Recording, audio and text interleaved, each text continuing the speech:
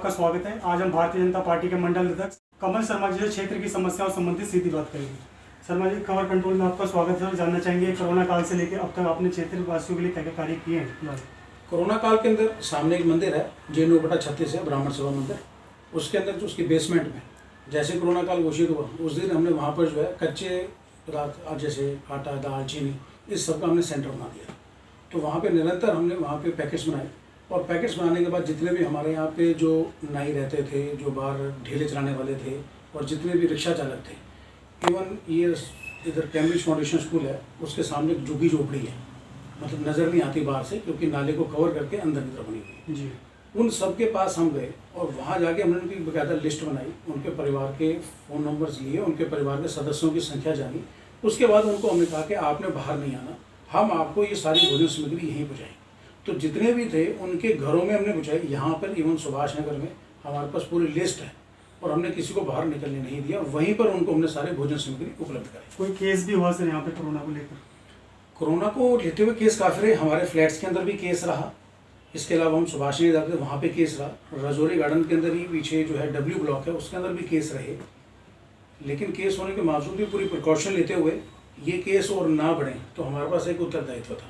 तो उसके लिए निरंतर हमने मास्क पहन के सब कुछ करके ये पूरी व्यवस्था करी और वहाँ पहुँचाया सामान। सर, दिल्ली के अंदर रिकवरी काफ़ी ठीक है अन्य राज्यों के मुकाबले, इसका श्रेय आप किसे देंगे सर?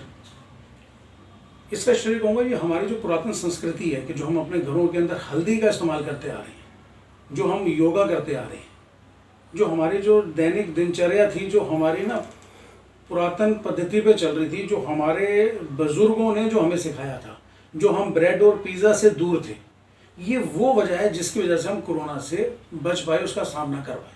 लेकिन सर दिल्ली में ही रिकवरी कम है ना, अन्य राज्यों में भी हल्दी का इस्तेमाल करते हैं लोग, तो वहाँ कम क्यों नहीं हो पा रहा? वो डिपेंड करता है। जैसे महाराष्ट्र का उदाहरण लें, वहाँ पर इतनी जनसंख्या है और इतनी सघनता है कि उसके अंदर वायरस ये दूर दूर रह के बचता है और वहाँ पे पॉपुलेशन इतनी ज़्यादा रही जिसकी वजह से वहाँ पर ये फैला। जहाँ जहाँ दूरियाँ रही वहाँ ये कंट्रोल में भी आया। सर, ये भी जान लेते हैं आपसे, क्षेत्रीय विधायक का कैसा काम है सर? क्षेत्रीय विधायक तो चुनाव के वक्त एक बार नजर आए जब उनकी रैली निकली, उसके बाद आज तक यहाँ पर हमें नजर नहीं आया। चंदेला जी है सर? यहाँ चंदेला जी हैं। और हमने देखा कि जब मैंने लॉकडाउन में हम भोजन सामग्री ही बांट रहे थे तो जो उनके सेंटर्स में जो उनका भोजन आता था वो इतना पतला होता था कि दाल नहीं थी, वो गर्म पानी था। वहाँ पर श्री सिंह सभा गुरुद्वारे से जो भोजन सामग्री आती थी वो पैकेटों का इंतजार करती थी जनता, वो पैकेट वहाँ पे आते थे, उन पैकेटों का वितरण होता था।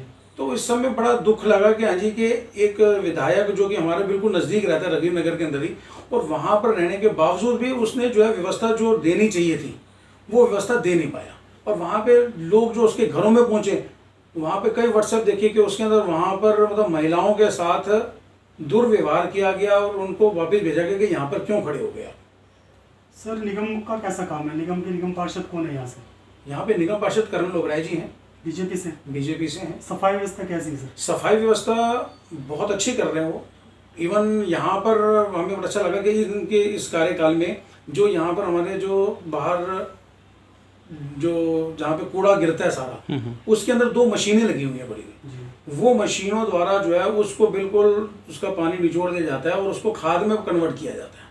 तो ये हमारे यहाँ जो प्रोजेक्ट लगा हुआ है जिसकी वजह से जो पहले कूड़ा रोडों पे पड़ा रहता था अब वो कूड़ा रोड पे नहीं है और रोड के पास से निकल जाओ कूड़ादान लेफ्ट हैंड साइड पे बिल्कुल साफ सुथरा है। सर, भविष्य में पार्टी आपको मौका दे नगर निगम चुनाव लड़ने के लिए 2022 में, तो आप तैयारी रहेगी आपकी?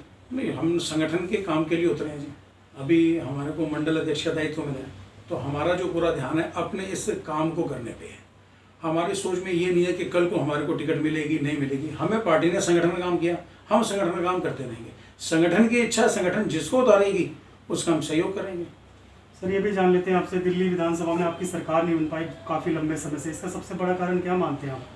जिस प्रकार से आम पब्लिक को केजरीवाल जी ने बताया कि बिजली फ्री, पानी फ्री, तो हमारी जनता ना दिल्ली की बड़ी बोली है, वो उन सब बातों में आ जाती है कि जी बिजली फ्री हो गया, पानी फ्री हो गया। तो इतने बड़े बड़े उन्होंने जो है लोगों को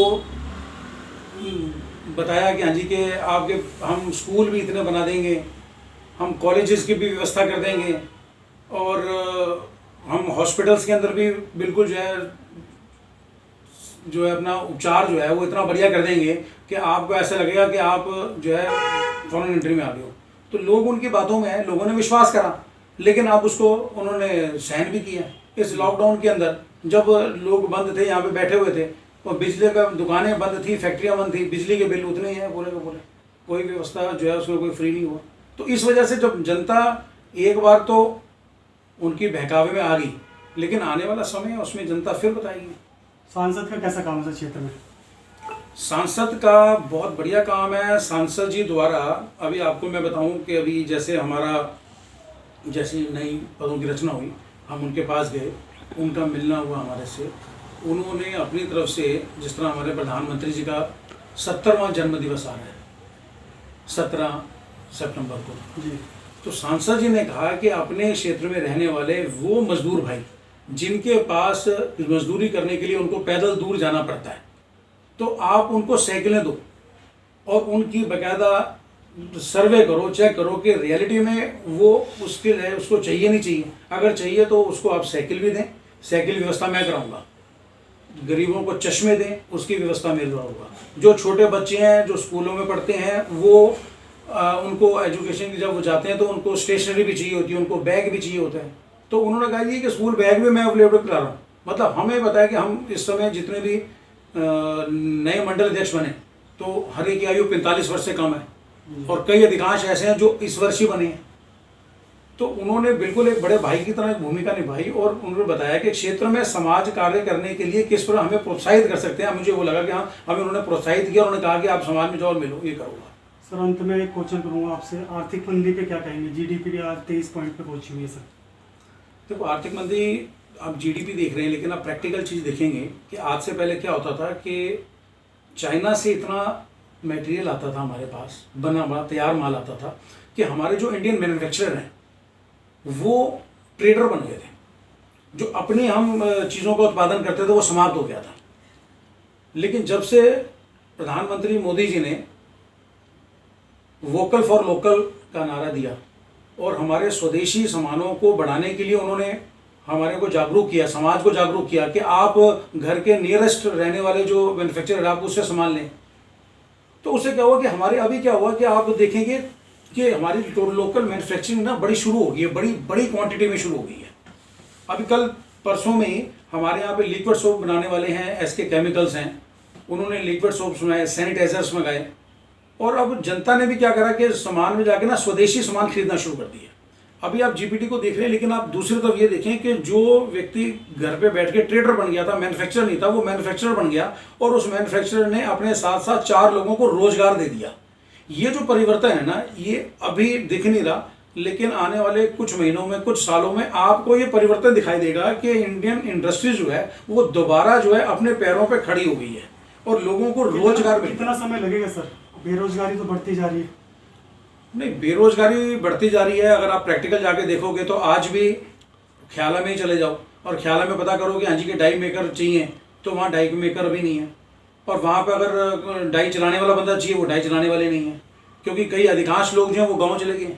इस टाइम पे आप मार्केट में, किसी भी मार्केट में चले जाओ, वहाँ पे आपको झल्ली वाले भी चाहिए, वहाँ पर आपको सेल्समैन भी चाहिए। तो रोजगार तो बहुत है इस टाइम पे। अगर हम ये कहते हैं कि रोजगार नहीं है तो फिर हम गलत कह रहे हैं। हम प्रैक्टिकली घूम के देखें, आज भी अगर आप मेरे को 10 भी लोगों के नाम देंगे तो 12 तो उनको दुकानदार रखने को तैयार हैं। धन्यवाद। धन्यवाद जी।